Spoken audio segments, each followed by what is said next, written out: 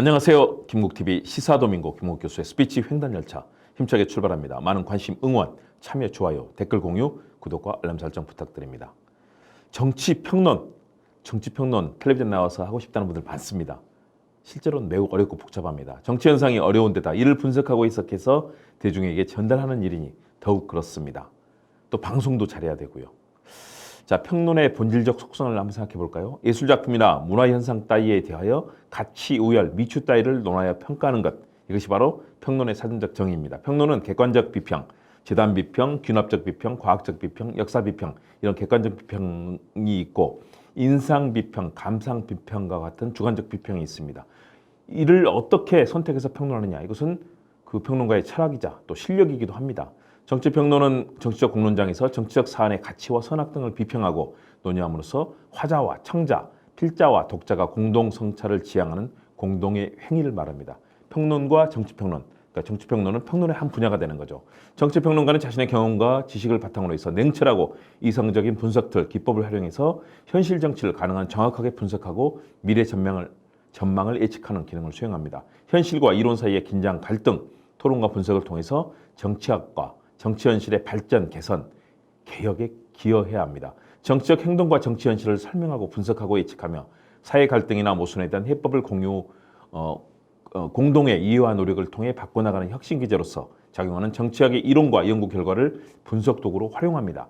또 현실 정치의 작동 방식을 정확하게 진단하고 분석하며 해법을 제시함으로써 사회와 정치의 다양한 현상과 문제점을 개선하도록 해야 됩니다. 사회의 지향과 지평을 넓히는 데 기여하는 것이 더욱 바람직하겠죠. 그런데 현실에서의 정치평론은 매우 척박하고 낮은 단계의 수준에 머물러 있습니다. 방송 보시면 말싸움하고 손가락질하고 싸우는 경우 많이 보시죠?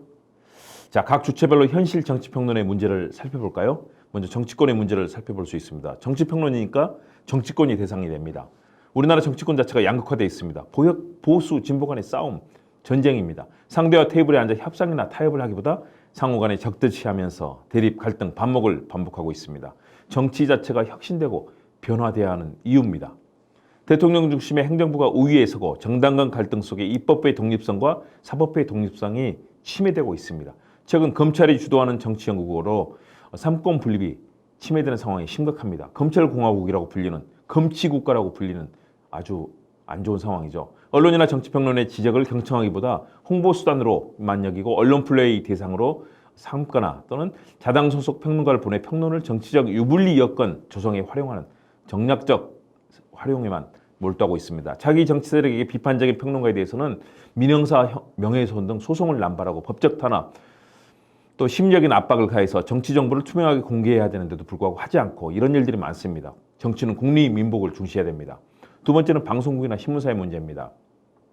폐쇄 프레임에서 오픈 프레임으로 전환해야 됩니다. 방송국의 성향에 따라 짜놓은 프레임 속에 토론해야 되는 그런 현재 프로그램 구성은 과도합니다. 바뀌어야죠. 때로는 1대 3, 4명의 진영 간 대결 구도가 불합리하게 나타납니다. 방송국, 특히 종편의 정치적 편향성이 두드러집니다. 신문, 방송, 인터넷 언론의 보역 구도 너무 심하고요. 유튜브도 극단적 이념 및 진영 갈등으로 평론의 양극화 현상이 심화되고 있습니다. 실력과 전문성을 갖춘 평론가보다는 방송사나 신문사의 구미에 맞거나 이익이 되는 평론가를 과다하게 출연시킴으로써 정치평론 시장의 불공정성이 심화되고 있습니다. 특히 종편 너무나 심각합니다. 정치평론가 출연료의 현실과 필요성도 있겠죠. 출연 희망자가 과도하게 많다는 이유, 그리고 방송국의 운영 여건을 고려해서 정치평론가들의 전문성에 비해 과도하게 비용도 낮게 하고 대우도 제대로 되지 않는 것이 현실입니다. 세 번째는 평론가의 문제도 있습니다. 중립성, 객관성의 원칙 지키고 있나요? 잘 안 지킵니다. 자신의 소속 정파를 떠나서 성역 없는 비판과 분석을 제시해야 됩니다. 각 정당 소속이나 파견된 정치평론가들, 현실 정치인들은 소속 정당의 방침만 앵무새처럼 반복하는 사례가 잦습니다. 바뀌어야 되겠죠? 평론은 인류 보편의 원칙과 휴머니즘, 또 인류가 나가야 될 삼권 분립, 기본권 존중 등 민주주의 원칙을 따라야 되고요. 수준 높은 평론을 위한 지식, 경험, 분석, 해석 능력, 어법, 발음, 발성 등 체계적인 훈련을 해야 됩니다. 인상 비평이나 언론에 나온 정도의 사실을 언급하는 수준에서 벗어나서 정치학과 정치 철학 등 가치와 철학을 기반으로 해서 현실 정치를 정확하고 명쾌하게 평가하고 분석하고 평론해야 됩니다. 그런데 현실은 그렇지 않죠. 과학적이고 논리적인 비평보다는 인상 비평이나 자신의 경험이나 인식 체계를 바탕으로 현실을 언급하거나 정치권 방송사 앵커의 눈치를 보는 소극적 비평, 너무나 많습니다. 평론가들 바뀌어야 됩니다. 진지하고 진중한 평론을 하기보다는 과격하고 정파적 발언을 통해서 정치권의 진입 사다리를 활용하는 그 분위기 바뀌어야 됩니다. 상대에 대한 비난, 비아냥, 자극적 발언 너무 많습니다. 상대에 대해서 비아냥거리고 마치 자신이 다 아는 것처럼 상대를 멸시하는 그런 평론가도 있습니다. 정치평론의 대상은 국민과 시청자라는 점에서 오만하고 독선적인 태도, 갈라치기, 색깔론, 지역감정, 불공정 이런 편향적인 태도를 지향하고 철저한 준비, 예의 바른 태도, 발언으로 상대와 진지하게 토론해야 됩니다. 검찰이나 행정부 등 성과를 강조하거나 지나치게 홍보를 하는 곳에서 나오는 정보나 주장, 또 홍보 및 프레임성 결과에 대해서 철저하게 검증을 해야 됩니다. 그리고 평가해야 됩니다. 바로 확인이 불가능하다면 크로스 체크, 팩트 체크, 또 전화나 문자를 통한 사실 확인, 정보 공개 요구, 면담 인터뷰를 통한 철저한 검증을 하지 않으면 속아 넘어갑니다. 엉터리 평론을 할 수 있는 가능성이 너무 크다는 점에서 평론가들이 정말로 경계해야 됩니다. 지구촌 정치, 한반도 정치, 대통령실과 국회 중심의 정치를 국민의 눈에서 평가해야 됩니다. 그래서 제가 인공지능에게 물었습니다. 한국 사회 정치평론은 어떻게 가는 게 바람직한 일일까? 인공지능에게 물었습니다. 정치평론가가 더 잘할까요? 챗GPT가 더 잘할까요? 그래서 제가 질문했습니다. 김원국 질문이 바로 제가 챗GPT한테 물어본 건데요.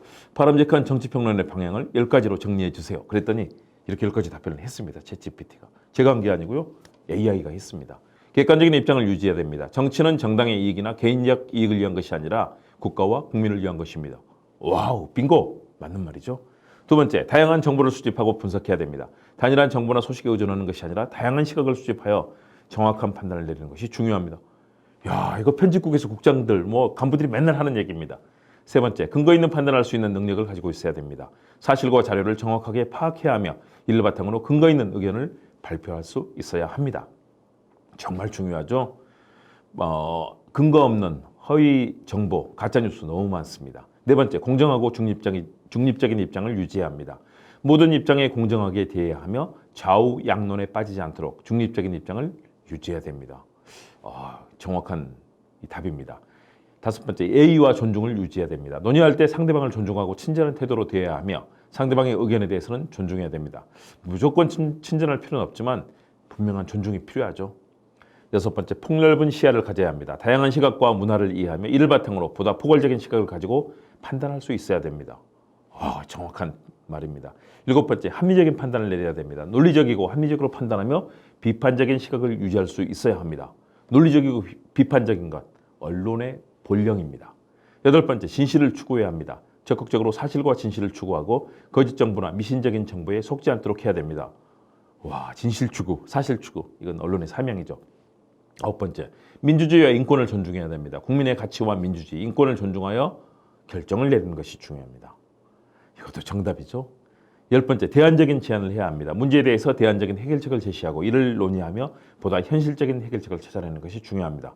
요즘 강조하는 솔루션 저널리즘, 해법을 제시하고 언론이 문제만 비판하고 제기하는 것이 아니라 해법도 제시하면서 함께 할 수 있는 사회를 만드는 거. 챗 GPT 정말 똑똑하죠? 이거 챗 GPT를 우리 보도국장이나 편집국장 시켜도 되겠습니다.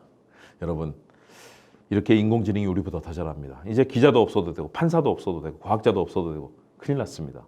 정말 열심히 공부해야 되겠습니다.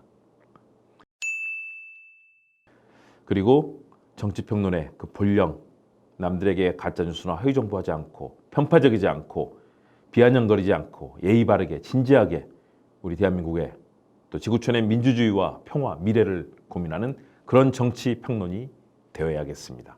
챗 GPT에게 배웁니다. 김옥TV 시사도민고 김옥 교수의 스피치 횡단열차, 정치평론의 현재 그리고 앞으로 나가야 될 방향에 대해서 챗 GPT, 저의 이제 우상이 될 것 같습니다. 챗 GPT와 함께 고민해봤습니다. 감사합니다.